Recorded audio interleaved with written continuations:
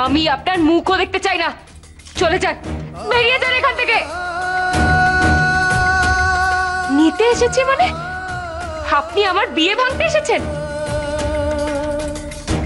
আপনার সাথে পালিয়ে গিয়ে আমি পভার্টি, দুঃখ, কষ্ট, যন্ত্রণা ছাড়া আর কিচ্ছু পাইনি। আগে আমার বাবার মতো টাকা আর্ন করে দেখান, তারপর আসবেন দাবি করতে।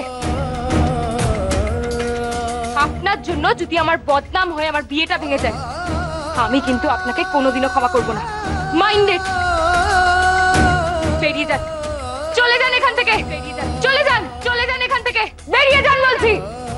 আর শুনে রাখুন, আমি এই বিয়েটা করে নতুন করে নিজের জীবন শুরু করতে চাই। নিজের ভুলটাকে শুধরে বাঁচতে চাই আমি নতুন করে। বেরিয়ে যান, চলে যান আপনি। আমি এই বিয়েটা করে নতুন করে নিজের জীবন শুরু করতে চাই আমি নতুন করে।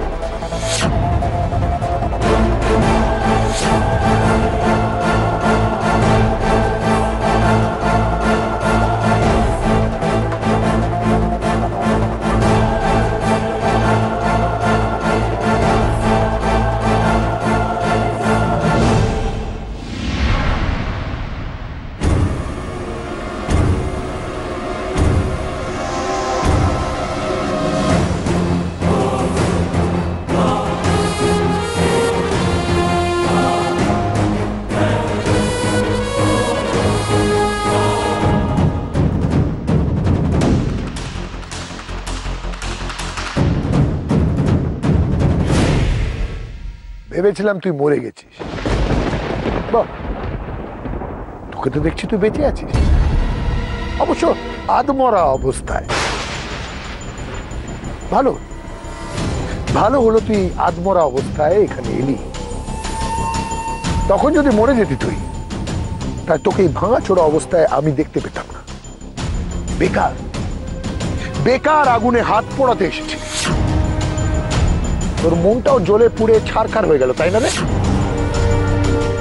এবার দেখে বুঝতে পেরেছিস যে বনি আর তোর নয়,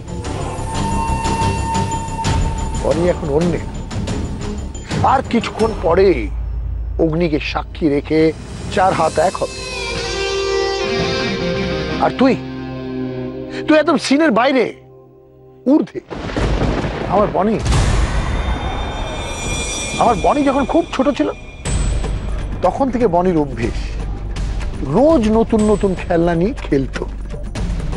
এই ধর, আজকে একটা গিফট কিনে দিলাম। আজ ওই নতুন খেলনাটা ওর কাছে খুব প্রেশিয়াস। তারপরে কাল অফিস থেকে ফেরার পথে আবার নতুন খেলনা কিনলাম। তখন পুরোনো খেলনাকে ভুলে গিয়ে ওর নতুন খেলনা নিয়ে পড়ে। আরে এই তো জীবন। আর তুই হলি সেই পুরনো খেলনা বনির হাতে, যাকে ওর ডাস্টবিনে ছুঁড়ে ফেলে দিয়েছে। 70-এর দশকের হিরো বটে। ইমোশন, হাজার চেষ্টা করে, হাজার স্ট্রাগল করে নিজের ইমোশনটাকে একদম ঠিক রাখতাম। প্রেমকে কোনো মতে মরতে দেব না, তা দিও না। আরে আজকালকার যুগ হলো মোশন, নো ইমোশন। তাহলে ছবিটা সুপার ফ্লপ। আমার বনির কাছে ইমোশনের কোনো মূল্য নেই, সেন্টিমেন্টের কোনো মূল্য নেই। সেই প্রমাণ নিশ্চয় তুই পেয়ে গেলি নাকি? আবার তোর হাতে নাতে ইমোশনের একটা ফর্মুলা দিয়ে দেবো। কোনটা?